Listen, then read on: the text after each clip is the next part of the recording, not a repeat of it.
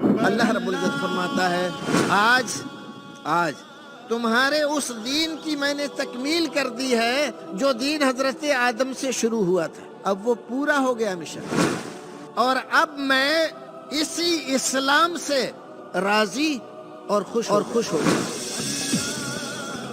اب دین میں کسی بھی اضافے کی گنجائش نہیں ہے، نہ ثواب کی نیت سے اور نہ غیر ثواب کی نیت سے۔ نبی کے علاوہ کسی بھی شخصیت کی بات کو نبی سے آگے رکھنے کی کوشش کرنا یہ غارت گرے دین و ایمان ہے، اس کی اجازت شریعت نہیں دیتی، اور وارننگ دیتی ہے اگر ایسا کرو گے تمہارے اعمال غارت کر دیے جائیں گے، سب ختم ہو جائیں گے، مٹا دیے جائیں گے، اور تمہیں پتہ بھی نہیں چلے گا۔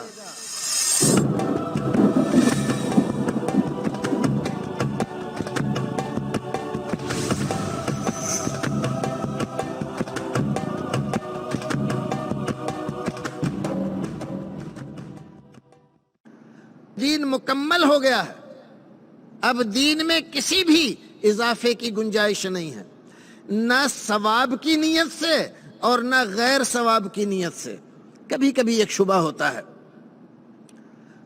بعض حضرات کے دماغ میں شیطان یہ وسوسہ ڈالتا ہے، یہ آپ کی ٹوپی، یہ آپ کی شیروانی، یہ لاؤڈ اسپیکر، یہ مائک، یہ چیزیں بھی رسول اکرم کے زمانے میں نہیں تھیں، آپ کیوں استعمال کرتے ہیں؟ یہ بھی بدعت ہے، یہ بھی دین نہیں ہے، اس کو بھی چھوڑو۔ تو ایک بات، دین مکمل ہوا ہے، دنیاوی ایجادات کی تکمیل نہیں ہوئی ہے۔ دین کی تکمیل کا اعلان اللہ رب العزت نے کیا ہے، یہ نہیں کہا کہ اب ایجادات نہیں ہوں گی، ضرورتیں نہیں ہوں گی، انسان لباس تراش خراش میں شرعی ہدایتوں کے مطابق لباس نہیں پہن سکتا ہے، ایسا کہیں نہیں۔ وَيَخْلُقُ مَا لَا تَعْلَمُونَ، ابھی ایسی ایسی چیزیں ہم پیدا کریں گے جو تم نہیں جانتے۔ شریعت کو اس سے کوئی لینا دینا نہیں ہے کہ آپ دنیاوی معاملات میں، سیاسی معاملات میں، آپ کھانے پینے کے، رہنے سہنے کے، مکانات کی تعمیر کے، لکھنے پڑھنے کے، ان تمام وسائل میں کوئی نئی چیز پیش کر رہے ہیں، شریعت اس کو منع نہیں کرتی بلکہ اس کی طرف رغبت دلاتی ہے۔ ہر دن آپ نئی ایجاد کریں، شریعت کے اعتبار سے وہ خوشائند ہے اور شریعت کو اس سے کوئی لینا دینا نہیں۔ شریعت صرف یہ چاہتی ہے، قرآن صرف یہ چاہتا ہے کہ آپ دین میں کوئی بات ایجاد نہ کریں، ثواب جان کر، شرعی بتا کر، کسی اچھے عالم بزرگ یا امام کا نام لے کر شریعت میں پیوند کاری نہ کریں، اس کی اجازت نہیں ہے۔ باقی دنیا میں آپ اپنے اعتبار سے، آپ جس ملک میں رہتے ہیں اور آپ کے ملک کا جغرافیہ جن باتوں کا تقاضا کرتا ہے، آپ کے یہاں جاڑا زیادہ ہے، آپ کے یہاں گرمی زیادہ پڑتی ہے، تو آپ گرمی اور جاڑے کے اعتبار سے، اپنے یہاں کے موسم کے اعتبار سے آپ لباس پہن سکتے ہیں۔ صرف چند شرائط رکھی ہیں کہ وہ ساتر ہو، ڈھیلا ڈھالا ہو، کسی دوسرے دین کی شرعی، دینی، دھارمک چیز سے متعلق نہ ہو، مرد عورت کا، عورت مرد کا لباس نہ پہنے۔ ان تمام چیزوں کو دیکھتے ہوئے آپ جو لباس چاہیں وہ پہن سکتے ہیں، شریعت اس کو منع نہیں کرتی۔ لیکن دین میں آپ اذان دیتے ہیں، آخر میں لا الہ الا اللہ کہتے ہیں، کوئی آدمی یہ سوچے کہ یہ تو آدھا کلمہ ہے، لاؤ پورا کر دیں، اور ساتھ میں اشہد ان محمد رسول اللہ یا لا الہ الا اللہ کے ساتھ محمد الرسول اللہ بڑھا دے، تو محمد الرسول اللہ اسلام کا کلمہ ہے، اس کی فضیلت ہے، اس کا درجہ اور مرتبہ ہے، اس پر ایمان لائے بغیر آدمی کو نہ کامیابی ملے گی، نہ جنت، اور نہ اس دنیا میں سرخرو ہوگا، نہ آخرت میں اللہ رب العزت کے عذاب و عتاب سے بچ بھی نہیں سکتا۔ لیکن یہاں اذان میں اس کے اضافے کی نہ گنجائش ہے اور نہ اجازت۔ شریعت اس کی اجازت نہیں دیتی۔ آپ کہیں اس میں حرج کیا ہے؟ تو بہت بڑا حرج یہ ہے کہ آپ اللہ کے رسول سے آگے بڑھنے کی کوشش کر رہے ہیں۔ جو چیز اللہ نے نہیں بتائی، جو رسول نے نہیں بتلائی، وہ چیز آپ دین میں داخل کر رہے ہیں۔ دین مکمل ہو گیا اس زمانے میں، اب اس میں گنجائش نہیں ہے اضافے کی، لہذا یہ دین ہے ہی نہیں۔ آپ دین سمجھ رہے ہیں، آپ کے سمجھنے سے کچھ نہیں ہوتا، وہ دین مکمل ہو گیا ہے۔ اس تکمیل دین کے کچھ تقاضے ہیں۔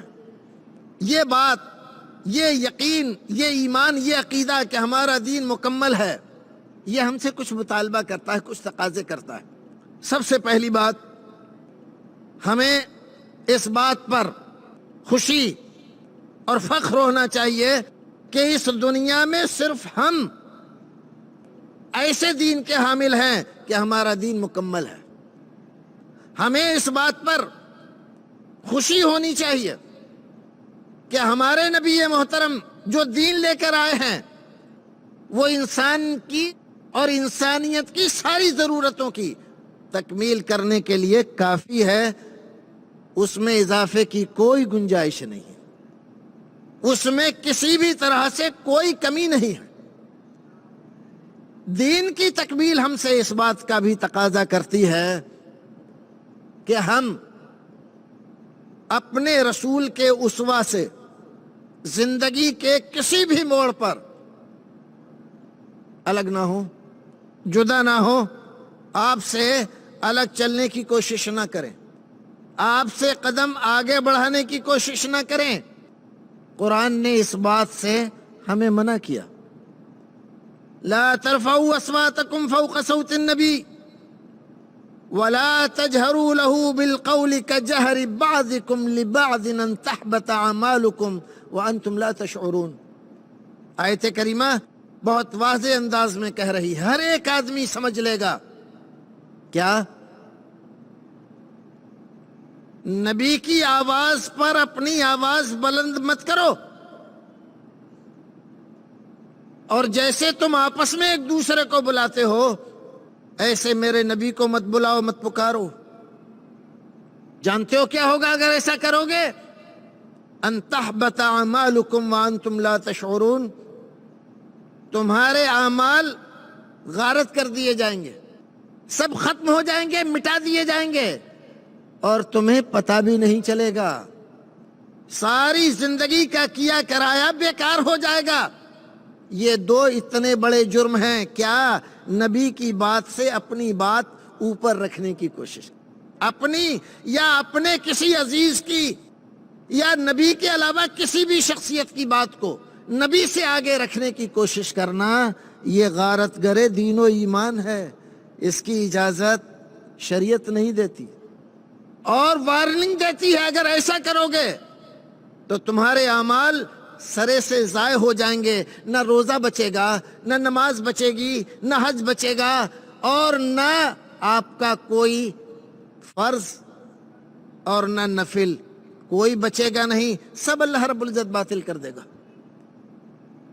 رسول اکرم صلی اللہ علیہ وسلم جو دین لے کر آئے، آپ نے اس دین کی پوری تبلیغ فرما دی، اور اس بات کی گواہی کسی اور سے نہیں، ہم اگر قرآن سے مانگتے ہیں تو قرآن دیتا ہے۔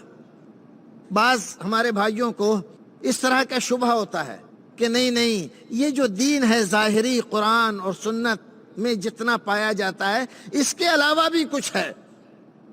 وہ کیا ہے؟ اس کا نام رکھا علم سینہ بسینہ۔ وہ بعض لوگ صرف جانتے ہیں، سارے لوگ نہیں جانتے، وہ بعض لوگوں کو بتلایا گیا ہے۔ اس کا مطلب یہ ہے کہ نبی نے سارا دین امت کو نہیں پہنچایا، بعض چیزیں صرف بعض لوگوں کو بتلائیں، باقی لوگوں کو محروم کر دیا، اور کچھ چیزیں ایسی ہیں جو بتائی ہی نہیں۔ یہ بہت بڑی بدگمانی ہے نبی کے تعلق سے۔ نبی اکرم صلی اللہ علیہ وسلم ارشاد فرماتے ہیں کہ اللہ رب العزت جب کسی کو نبوت کی ذمہ داری دیتا ہے تو اس کے اوپر یہ لازم ہو جاتا ہے کہ دنیا سے جانے سے پہلے وہ اپنی امت کو ہر وہ بات بتلا جائے جو ان کے لیے مفید ہے، اور ہر اس بات سے آگاہ کر دے جو ان کے لیے نقصان دہ ہے۔ اللہ اکبر۔ اللہ رب العزت نے اپنے نبی کے اوپر ایک ذمہ داری ڈالی تھی۔ قرآن کہتا ہے یا ایھا الرسول بلغ ما انزل الیک من ربک وان لم تفعل فما بلغت رسالتہ واللہ یعصمک من الناس۔ بڑی زبردست ذمہ داری ہے۔ اے رسول ہماری بات پہنچا دیجئے۔ بلغ ما انزل الیک من ربک، کیا بات پہنچائیے؟ جو ہم نے نازل کیا ہے آپ کے اوپر۔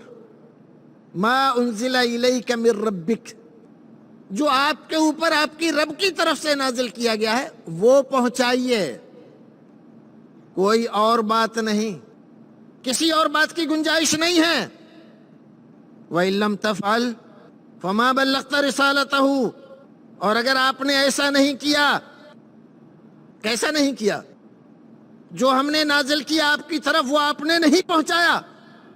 وَمَا بَلَّغْتَ رِسَالَتَهُ، تو یہ جان لیجئے کہ ہماری طرف سے یہ مانا جائے گا کہ آپ نے رسالت کی ذمہ داری پوری نہیں کی۔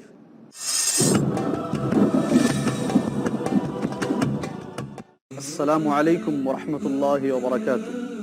میں حافظ عبد القدیر عمری اور آپ دیکھ رہے ہیں پیس ٹی وی اردو۔ پیس ٹی وی اردو، امن کا پیغام انسانیت کے نام۔ سب طرح کی تعریف اللہ ہی کے لیے ہے جو تمام مخلوقات کا پروردگار ہے، بڑا مہربان، نہایت رحم والا، انصاف کے دن کا حاکم۔ قوموں کے عروج و زوال کا پیمانہ ہے قرآن۔ اے پروردگار، ہم تیری ہی عبادت کرتے ہیں اور تجھ ہی سے مدد مانگتے ہیں۔ انسان کو انسان بنانا ہے مقصود قرآن۔ ہم کو سیدھے رستے چلا، ان لوگوں کے رستے جن پر تو اپنا فضل و کرم کرتا رہا، نہ ان کے جن پر غصے ہوتا رہا، اور نہ گمراہوں کے۔ عالم دنیا، عالم برزخ، عالم آخرت، ان تینوں مراحل میں کامیابی سے ہمکنار کرنے والا ہے قرآن۔ الف لام میم۔ قرآن سے تعلق کیسے قائم کریں یہ جاننے کے لیے دیکھیے ہمارا پروگرام فیضان کتاب و سنت، صرف پیس ٹی وی اردو پر۔ حاصل کیجئے وہ تعلیم جو انسانیت کے لیے ہے باعث ہدایت۔ فیضان کتاب و سنت، ہر بدھ رات 7:30 بجے اور دوبارہ صبح 10:30 بجے انڈیا میں پیس ٹی وی اردو پر۔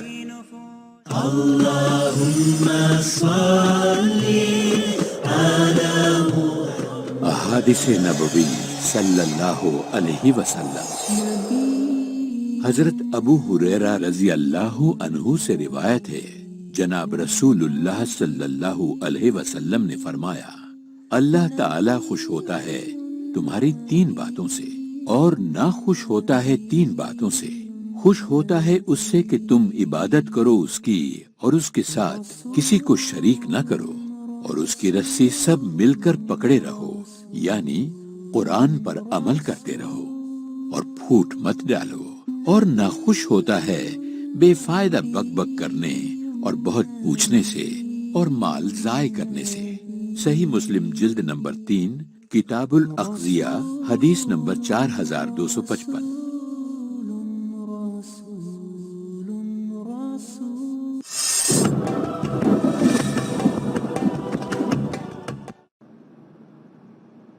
واللہ یعصمک من الناس، آخر میں ایک بہت عجیب لطیف انداز میں فرمایا گیا کہ یہ کام آسان نہیں ہے، بڑا مشکل ہے۔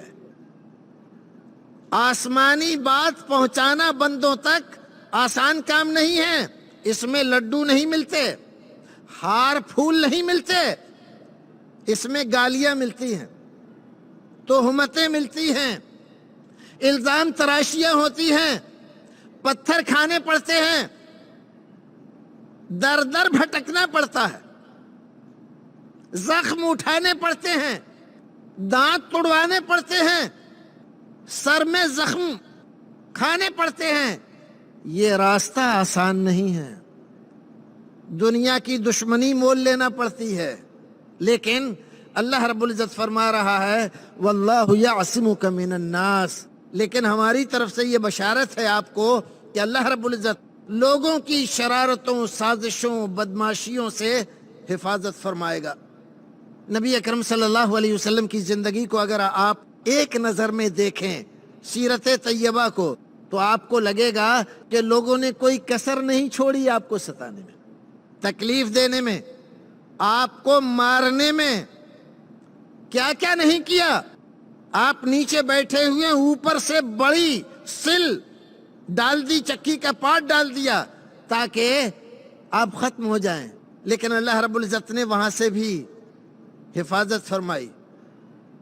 رات گزار رہے ہیں اپنے گھر میں، اور دروازے پہ ایک نہیں، دو نہیں، کئی سورما ننگی تلواریں لیے کھڑے ہوئے ہیں.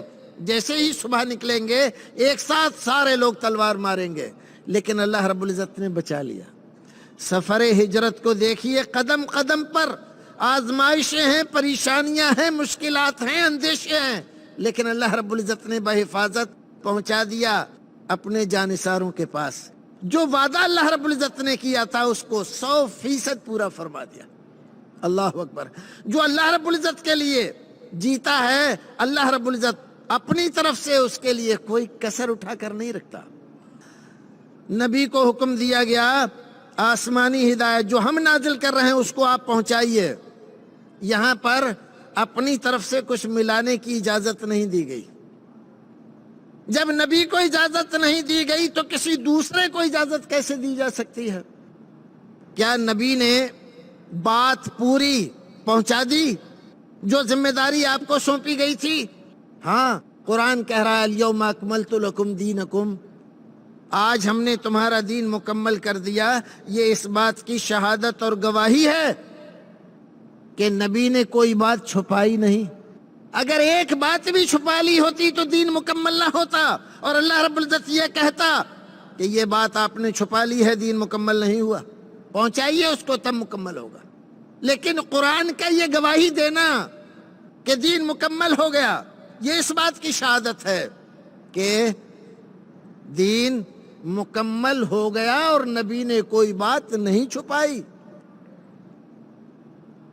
نبی اکرم صلی اللہ علیہ وسلم کا یہ کردار ہمیں اس بات سے بخوبی آگاہ کرتا ہے کہ دین کی تکمیل ہو گئی ہے اور کسی کو اس میں اضافے کی گنجائش نظر نہیں آنی چاہیے اور نہ کسی کو اجازت ملنی چاہیے. دین کی تکمیل ہم سے اس بات کا مطالبہ کرتی ہے، میں دین مکمل ہوں، اپنے دنیاوی معاملات میں اضافے کرو لیکن مجھے بخشو، مجھے کسی بھی اضافے کی ضرورت نہیں ہے. اس بات کو صحابہ کرام نے سمجھا اور ایسا سمجھا کہ ان سے بہتر کوئی نہیں سمجھ سکتا. نبی اکرم صلی اللہ علیہ وسلم نے ان کی تربیت فرمائی تھی. حضرت عبداللہ ابن عمر رضی اللہ تعالیٰ اپنے گھر میں ہیں، اپنے بچوں کو نصیحت فرما رہے ہیں، رسول اکرم کی ایک حدیث سنا رہے ہیں. ابن ماجہ میں حدیث صحیح موجود ہے. اللہ کے رسول نے فرمایا لا تمنعوا اماء اللہ عن المساجد، اللہ کی بندیوں کو مسجد میں جانے سے نہ روکو. ان کا ایک بیٹا کھڑا ہوتا ہے اور کہتا ہے لا امنعہن، میں تو روکوں گا. اتنا سننا تھا کہ غضبناک ہو جاتے ہیں. راوی بیان کرتے ہیں کہ ہم نے ابن عمر کو اس دن سے پہلے کبھی اتنا غصہ ہوتے ہوئے، برا بھلا کہتے ہوئے اور لان تان کہتے ہوئے نہیں سنا. قسم کھا لی کہ جب تک زندہ رہوں گا تجھ سے کلام نہیں کروں گا. کیوں؟ اس لیے کہ تو نبی کی مخالفت کر رہا ہے. نبی کہہ رہے ہیں کہ مت روکو، تو کہہ رہا ہے روکوں گا. دین مکمل ہو گیا ہے، اس میں تمہاری رائے کی گنجائش نہیں ہے. نبی نے کہا مت روکو، کسی کو اجازت نہیں دی جا سکتی کہ وہ روکنے کا فرمان جاری کرے۔ رسول اکرم صلی اللہ علیہ وسلم کی ذمہ داری قرآن نے بیان فرمائی۔ ایمان کو اسی وقت تک سلامت قرار دیا جب تک آدمی آپ کے پیچھے ہے، اس کے بعد نہیں۔ فلا وربک لا یؤمنون حتی یحکموک فیما شجر بینہم ثم لا یجدوا فی انفسہم حرجا مما قضیت ویسلموا تسلیما۔ قرآن شریف میں اللہ رب العزت نے بہت سی قسمیں کھائی ہیں، لیکن یہاں اس آیت کریمہ میں سب سے بڑی قسم کھا کر فرمایا فلا وربک، سب سے بڑی قسم ہے یہ، تیرے رب کی قسم، کوئی بھی مسلمان ہو نہیں سکتا، ایمان والا ہو نہیں سکتا حتی یحکموک فیما شجر بینہم، جب تک کہ وہ اپنے آپسی نزاعی معاملات میں آپ کے فیصلے کو آخری فیصلہ مان کر راضی نہ ہو جائیں، سر تسلیم خم نہ کر دیں۔ اگر اس میں اگر مگر چونو چرا یہ باقی رہ جاتا ہے تو ایمان سلامت نہیں ہے۔ ایمان کی سلامتی کے لیے ضروری ہے کہ نبی کی بات آ جانے کے بعد ساری باتیں پس پش ڈال دی جائیں، ہتھیار ڈال دیے جائیں، عقل کو روک دیا جائے، ذہنی صلاحیتوں کو